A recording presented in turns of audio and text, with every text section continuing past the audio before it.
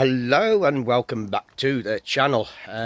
Right, what we're doing today, nothing on the wedges I'm afraid, but today we've got a window to fix on the X-Type. Packed up the other day, it went with a bit of a bang while I was putting the window up, and it seems the cable may have snapped. So the steaming pile of thing it's been a pain basically.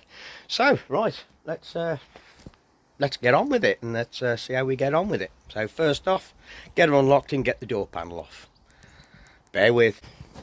So we've got the back door open, and there is just, to get the door panel off, there is just a down here a blanking plug there with a screw in, and then one screw at the bottom of the door card.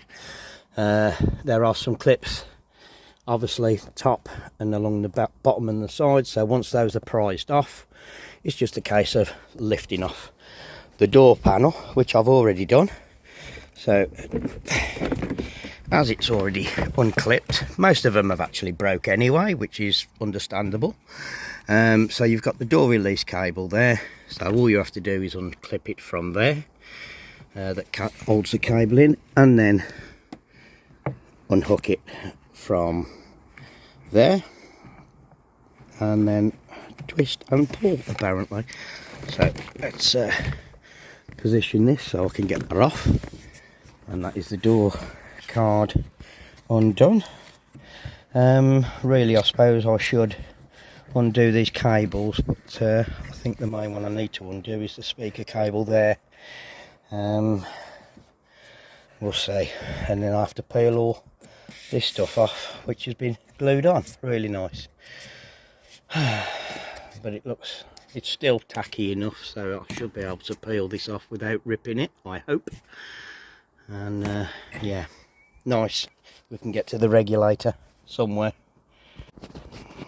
So the foam is proving a bit difficult to remove. I don't want to rip it, so what I will be doing is just helping it out with a Stanley blade there, and I've got some sealant there that I can, in the shed, that I can re-glue it back on with. So I'm just going to go off camera and carefully try and take this off without losing any patience.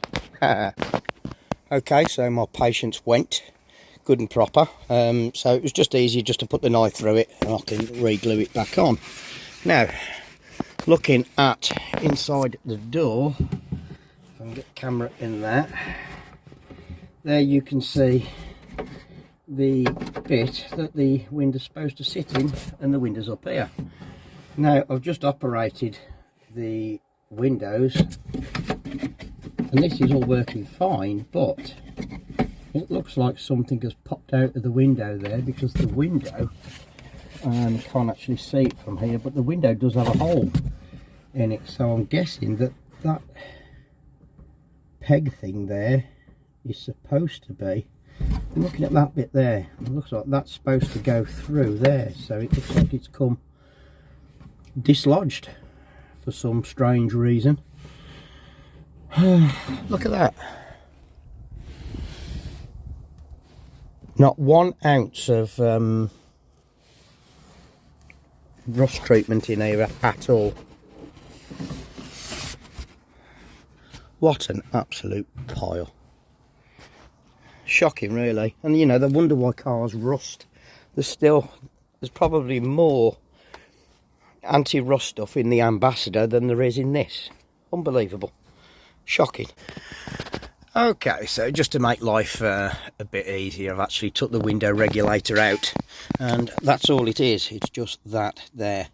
So you've got your motor attached to the bracket, and it's only held in with 3 screws, one behind here just below the speaker, one up here and one down there. So it's quite easy to remove, and yeah, as suspicions can confirm, this little plastic plug is meant to sit inside that hole there where the window sits on there. So if I can just pull the window down, probably without dropping it would be good. Let's see if I can locate the hole there it is, just in the glass there. So this is basically just supposed to sit in there, and it's quite a tight fit, so strange. So it obviously wasn't fitted properly, or it's worked its way out. So yeah, so that's all I need to do. But there is an inner part to that there. So it's basically a roll pin within a roll pin, but plastic. So I think I'll put this back on and see if I can reattach this in. So it looks like it's going to have to go from behind, but I think I'll give this cable a lube up. I have actually got a new cable and wheel and whatnot, but the cable looks okay, so I think I'm just going to give it a bit of lubrication to stop any further rust getting in there. But the cable looks all right, so there's going to be no need for me to change that. To change it, all you need to do is unbolt the motor from there and just attach your cable to that. That's basically it. Not a lot to it, quite simple really. But yeah, so I think I'll get some lubricant on that before I put it back in, and see about reattaching this window. And then I'll have to glue me stuff back on. So it's just easier to cut it, take the speaker out of the way. Yeah, patience are a bit thin with this car. So that's the motor and the cable and the wheels and everything all lubed up, and the slider lubricated as well. I've took the liberty of spraying some wax oil in this door while it's off, and I would imagine if I do keep the car, I'll probably do the rest of them later on. Obviously I'll need to buy some new door clips, but it's screwed on anyway, so it's not that much of an issue as far as I'm concerned. But I will buy some new clips later on and reattach them back in properly when I get to do the rest of it, if I do. So yeah, so the regulator basically comes in through this aperture here. It's a bit of a fiddle. You go in sideways, wobble it around, and then it'll drop down into place. So just got to fit the screws back on up here and down there. So that's that back into place. The little plug that should be going through the window, well, hang on, bear with me, is actually in two pieces. Look, so the smaller one is the insert there. So by the looks of it, you push this in through the back, and then this is tapered, so then that is supposed to go in and then lock this bit, push it, force it outwards, and then holds it on the glass. So whether this has not been fitted correctly from the factory and I've just become unlucky, I don't know, but it is quite a tight fit, so I can't tight fit in the window, so I can't see why it's actually come loose. But like I say, it may not have been fitted correctly to start with. So let's sort this out. Let's get this door card back on, and that's it with for this particular thing. So I think I might give the Ambassador a wash afterwards and go out in it. I don't really want to drive the Jag no more. Oh well. So that's the regulator bolted back into position with the 3 screws. That's all nice and secure now. The harness has been reconnected up. I'm going to leave the speaker out for the time being, just in case I need both hands behind the window to push this plug back in. But I think I do need to raise the window up because the regulator's right down the bottom there. So I'm going to have the regulator around about here so I can work in it at a decent position. So I'll just do that now. So that's the regulator, the little slot there for the window to go in. That's in a better position for me to work at. So all I need to do now is drop the window down again and make sure it gets into position. So I'll just get my hand inside And just to make sure I put my finger in the hole. I've been warned about that. So yeah, that feels like it's now lined up. Yeah, that feels like it's lined up. So it's a case of push the big outer one in. Oh, this is awkward. I wonder if you can see that there. No, because everything's in the way. But I can feel a hole. This is funny. There is a hole there. I know there's a hole there, but I can't feel it. There it is. Oh, I can probably see better this side. Oh, it's fiddly. So there's the middle. Yeah, doing this blind. Right, that is in. So I think what I will need to do is put something in between there just to stop that poking out the other side. So that is actually now attached. So, but I do need to put this insert in. I've got a feeling as soon as I start pushing that in, it's going to push the outer one back out. So I am going to go off camera and do this because I do need 6 pairs of hands. So bear with me. So that's the plastic inner insert. That's all nicely in position. And I will just retrieve my screwdriver. What I managed to do was get a screwdriver there behind. I wonder if I can let me do it. Yeah, so as you can see there, I managed to get a screwdriver blade behind the channel and the guide, I suppose, or whatever you call it, the retainer, I don't know. Anyway, let's pull that out, drop that inside the door as you do. And I'm covered in grease, but let's try these windows. It needs a clean.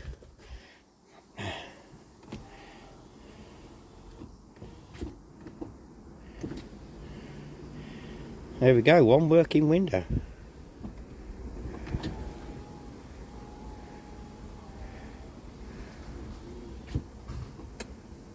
Try the auto function. Yeah. Very graceful the way it goes up and down, isn't it?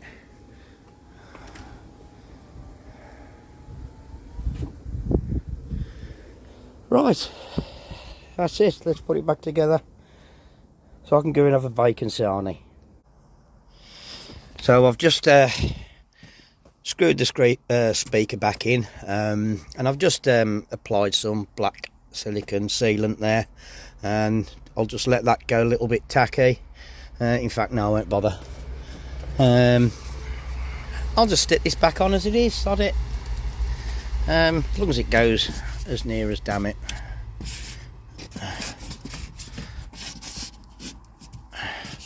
Yeah, looks like it's never been off. Who would know? Welcome to another Budget and Scarper video.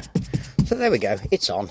It looks like it doesn't serve any purpose like the old polythene does to keep moisture out. I suppose it does, but yeah, maybe it don't, I don't know. So yeah, there we go, that's all in position. That'll do.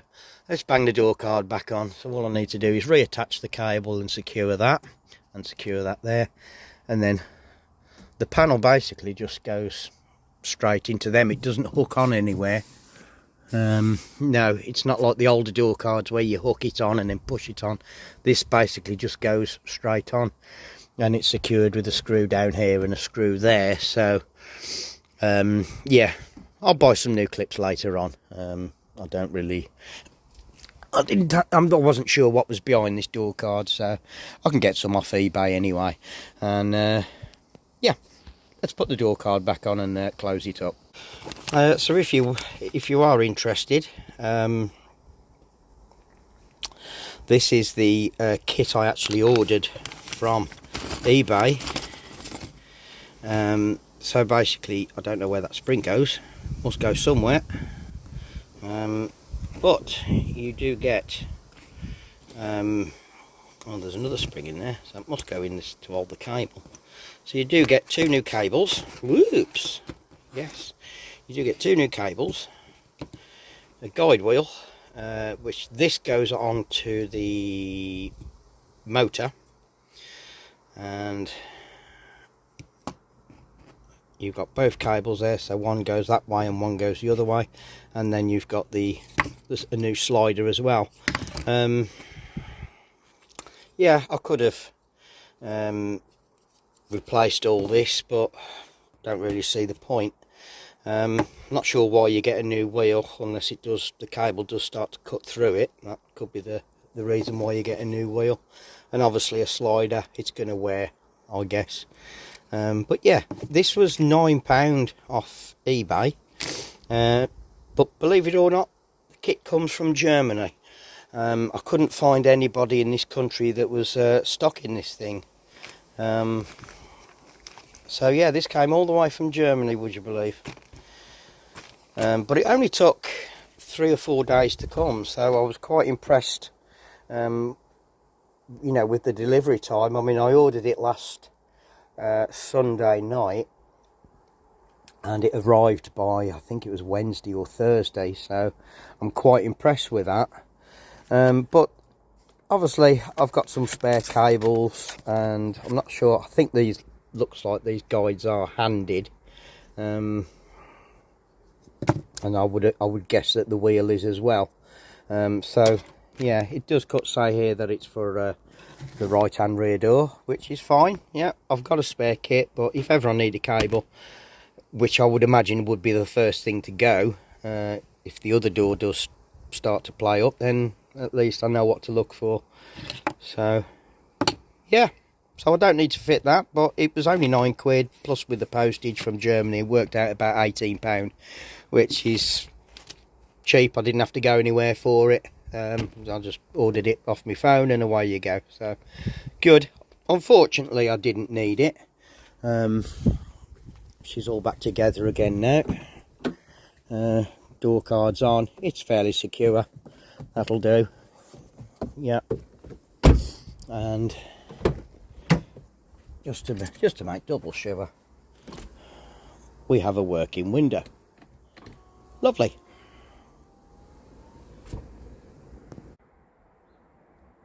So fortunately that was a nice, easy, cheap fix. Luckily. Yeah, nice easy job to do.